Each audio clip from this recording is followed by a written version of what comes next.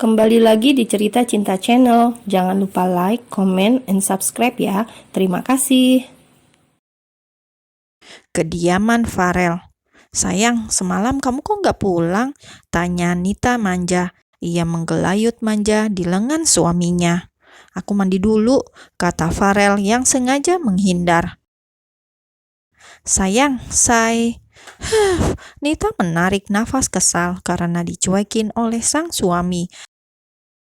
Saat Farel mandi, Nita masih menunggu di dalam kamar. Ia mau membahas masalah Aira. Klek. Farel keluar hanya dengan kain handuk yang melilit di pinggangnya. Bau harum dan segar aroma tubuh dari shampoo dan sabun membuat Nita ingin menggoda suaminya itu. "Sayang," panggilnya, kemudian melingkarkan lengannya di leher sang suami. "Aku pakai baju dulu," kata Farel menghindar. "Nggak usah, kamu ganteng banget pagi ini. Lama juga nggak main pagi-pagi. Mau kan?" goda Nita sambil meraba sesuatu.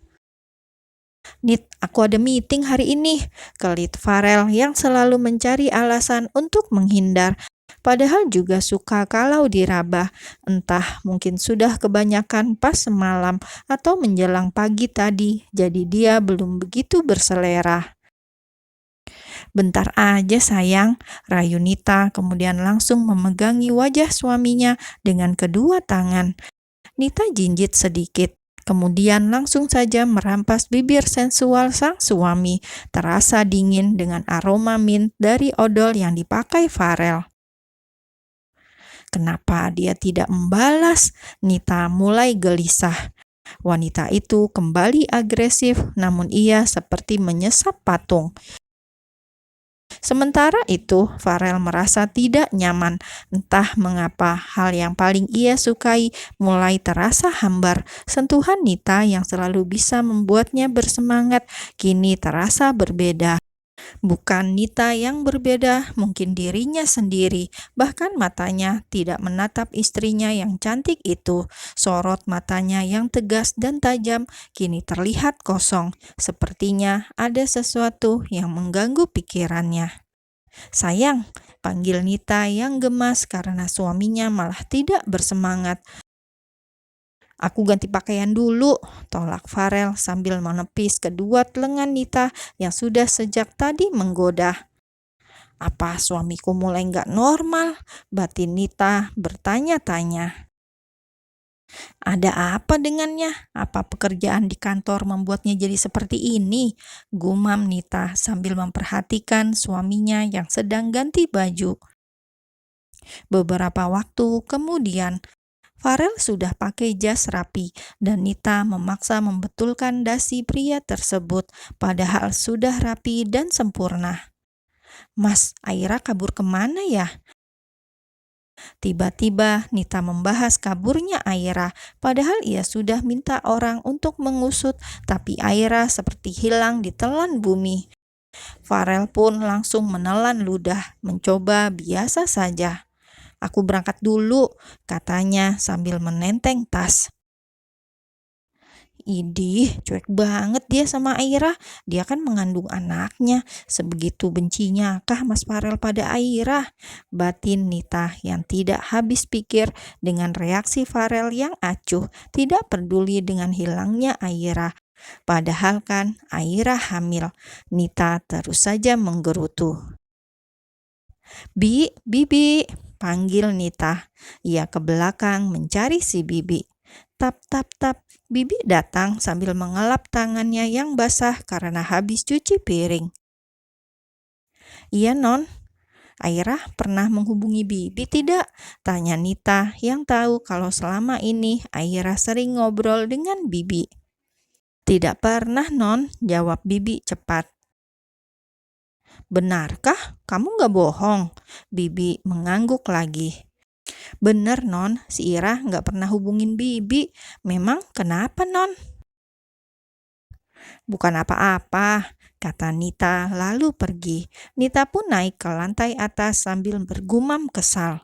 "Kemana anak ini? Meresahkan saja," omelnya pada angin. Apa dia ke kampung? Kalau dia bicara macam-macam, bisa jadi masalah. Aku harus cari anak itu.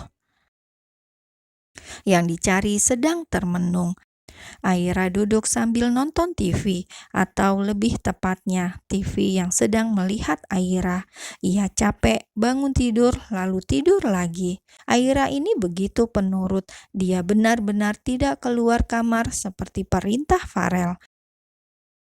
Menjelang sore hari, suara pintu kamar hotel diketuk. Aira pikir mungkin layanan hotel. Ia pun membuka pintunya. Klek.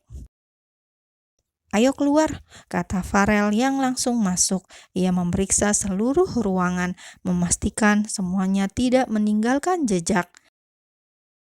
Farel akan membawa Aira keluar dari hotel tersebut. Ya, anggap saja dia sudah mulai tidak waras karena mulai kucing-kucingan dengan Nita. "Apa kita akan pulang, Tuan?" tanya Aira yang tiba-tiba kepo, padahal dari kemarin dia tidak banyak bicara. "Sudah, jangan banyak tanya," jawab Farel ketus. Mereka kemudian masuk lift. Beberapa orang juga ikut bersama mereka. Semakin lama semakin banyak, hingga lift hampir penuh.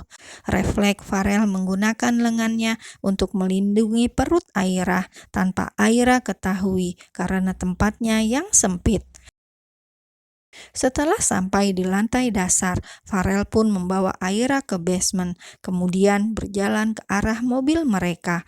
Keduanya masuk ke dalam mobil tanpa banyak bicara. Sepanjang jalan saat meninggalkan hotel, Aira sudah tidak berani bertanya lagi. Hingga beberapa saat kemudian, mereka tiba di sebuah perumahan klaster, perumahan dengan penjagaan yang cukup ketat. "Mulai sekarang kamu tinggal di sini," kata Farel ketika mereka berdua sudah masuk ke dalam hunian 2 lantai tersebut. "Dan ini, pakai ponsel ini untuk menghubungiku kalau ada apa-apa," tambah Farel lalu menyodorkan ponsel baru yang sudah ada nomornya. Farel sepertinya sengaja menyembunyikan Aira dari banyak orang. "Terima kasih," kata Aira pelan, lalu meraih ponsel baru tersebut. "Untuk saat ini jangan pernah hubungi siapapun," ujar Farel. Aira lantas mendongak. "Bagaimana dengan ibu saya, Tuan?" "Tidak boleh," jawab Farel ketus. Aira hanya bisa menelan ludah. Dia benar-benar seperti dipenjara oleh suaminya itu. "Kenapa, Tuan?" "Jangan banyak bertanya." Seketika Aira langsung tertunduk lesu.